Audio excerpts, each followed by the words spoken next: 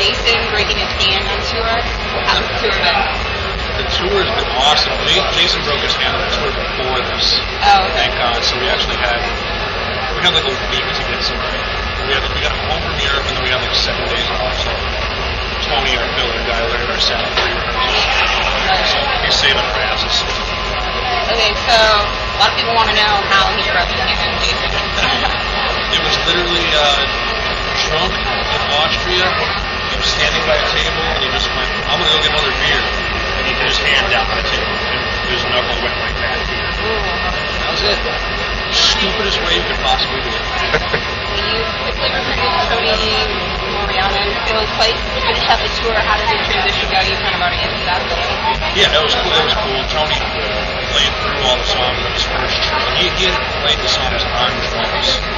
I asked him, I was like, "Oh, how's the stuff feel?" And he's like, "I don't know, I haven't played with the drums again."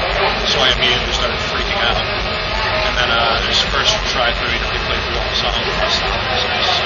I will get it. Quick 3 rehearsals and out to California we went. Yeah.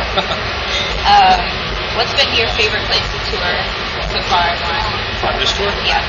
The 2 standout shows on this tour have been Pittsburgh and Hartford.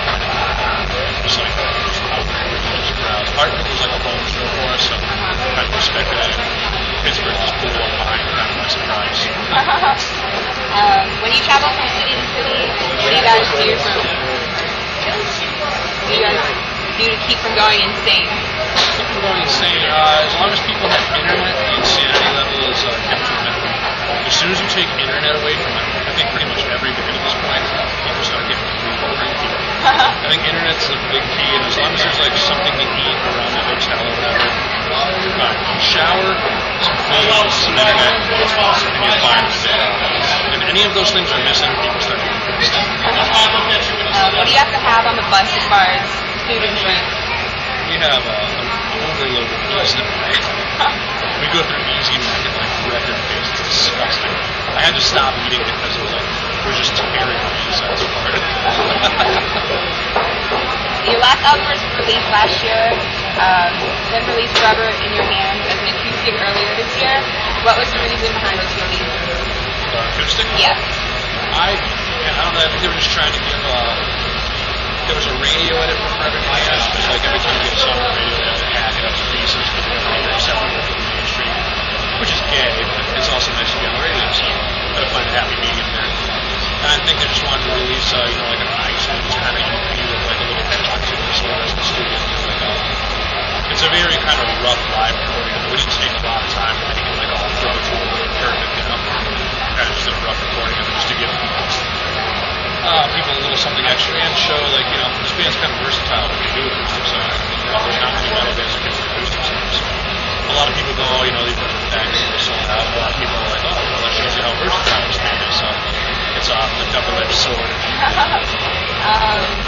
Is there any plans to release a new album in the near future? It's going to look like, I would say realistically, 2010 fall, maybe. We have so much touring left in this record because it's still doing so well. Yeah. And we can't complain about that. So they keep selling, they keep putting on tour, they keep putting us on tour, and like, you know, we can't really play. Because we're just like going from city to city. There's no time for all 5 of us to get over and like jam on songs. So I would say we're going to start writing at the beginning of the year. Hopefully finish touring in the springtime and get the record recorded out live.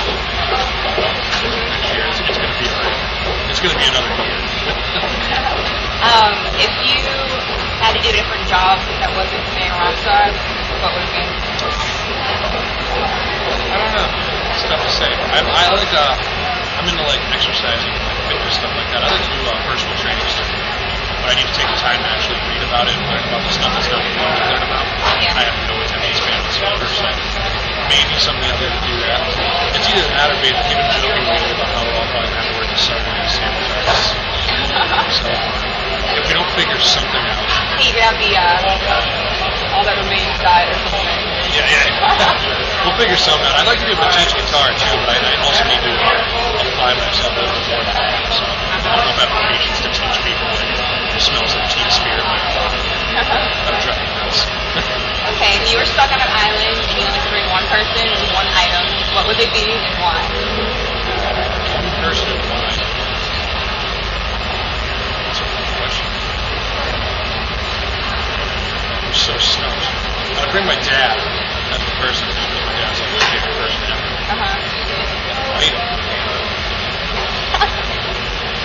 Is the food supply on the side? I don't know. Because I'm a heavy eater, so I would really need food. If it wasn't food, it'd be a guitar. You know? That's my answer. I'll stick to that. I can't come up with anything clever. Yeah. Is there anything you want to say to your fans? Yeah, we're not a Christian band, and we're not a metalcore band. And that's my statement in pretty much every interview on this tour, because we get that rap we have.